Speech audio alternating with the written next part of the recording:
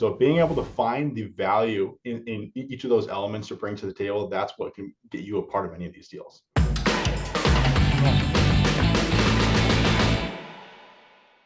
Micah, welcome to the show today. Thanks for having me, Michael. Yeah, it's great to have you here. So before we get into the deal, give us a little more background on you, specifically a little about your journey. I know you started with our mentoring program in 2022, but what was going on in your life? What precipitated getting into that? And then maybe talk about just briefly some of the deals that led up to this hotel that we're going to talk about today. Yeah. My journey in real estate started actually in like 2020. And so essentially, I work in the live event industry. So I was a live event lighting tech full time. And in 2020, surprise, surprise, live events and COVID don't do well.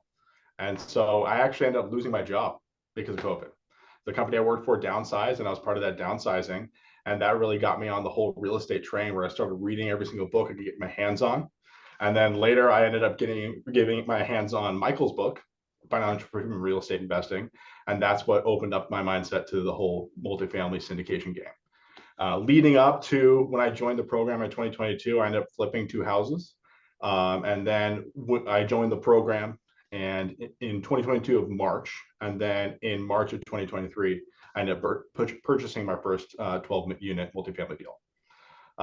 2 months later in May, I actually purchased a second multifamily deal. I was invited to be a part of someone else's deal and I raised some money for him. And then in August, I purchased a 61-unit hotel. And this is actually a hotel that we're running as a hotel. It's not a conversion.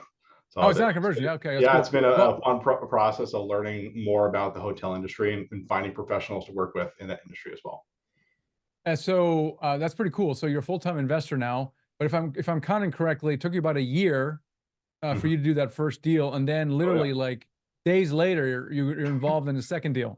Yeah. Oh yeah, it was crazy. Yeah. So I essentially, as soon as I closed on that first one, I went to a networking event a couple weeks later, and I was chatting with somebody who I had met him a year prior, and so I'd been going to this guy's networking event for a year at this point, and then I mentioned I closed on my first deal.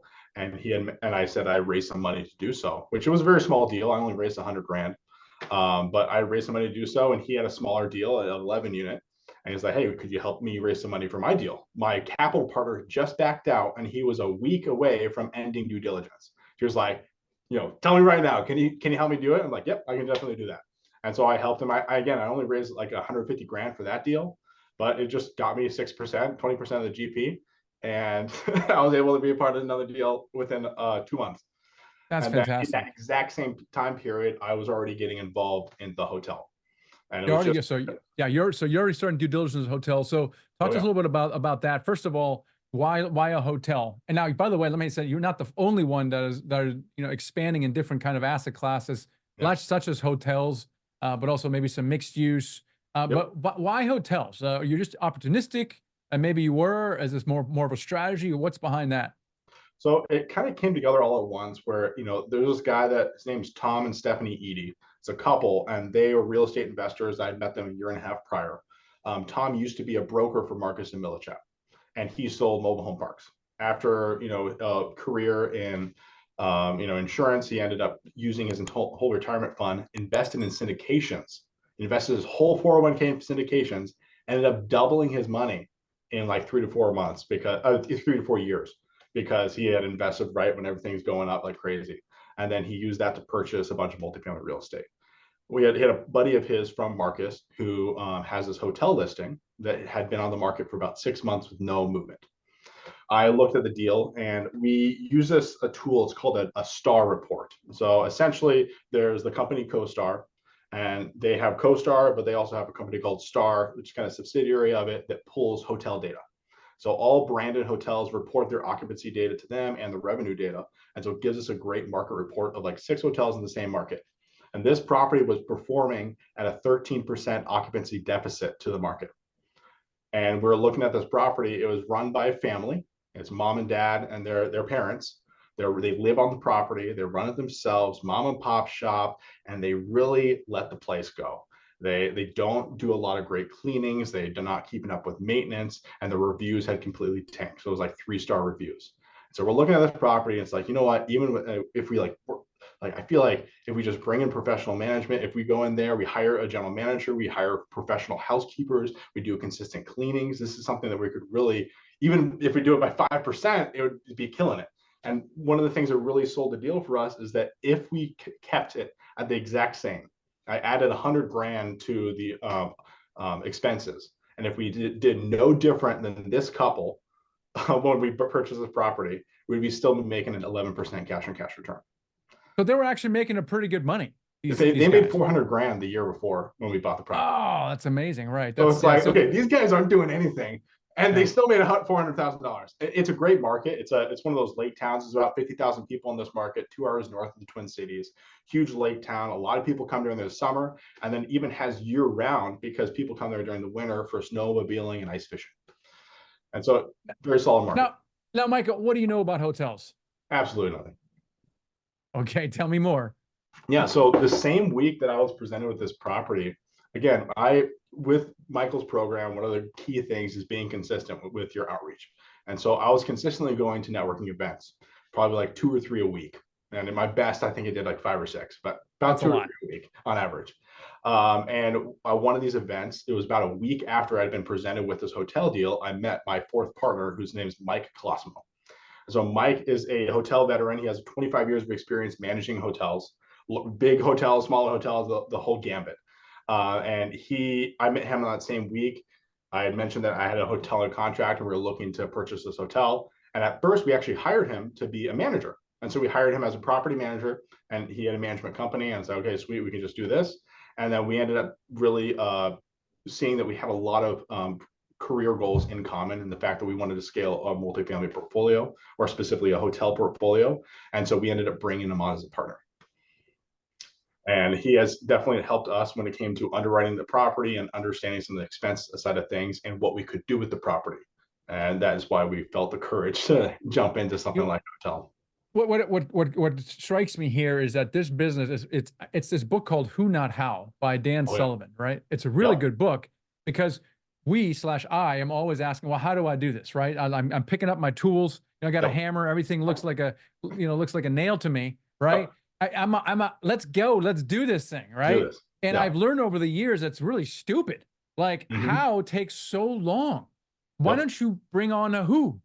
Like SEC law. Like, how do I know I'm raising capital, legally? Well, I'm not going to learn SEC law. That's kind of a no-brainer, right? Like, well, I can't do that. Okay, but everything else, we kind of got to do it ourselves. And the lesson here is, and you're taking really advantage of this whole joint venturing team approach. You're bringing in the right people. You're like, I have no idea how I'll operate a hotel, but I understand syndications. Syndication is really making something happen out of nothing, out of thin air, by bringing the capital and a variety of people together. And that's really what you did by networking your way to Mike. And so now, when you go to raise money, they're like, well, Micah, what's your track record with hotels? Now, what do you say?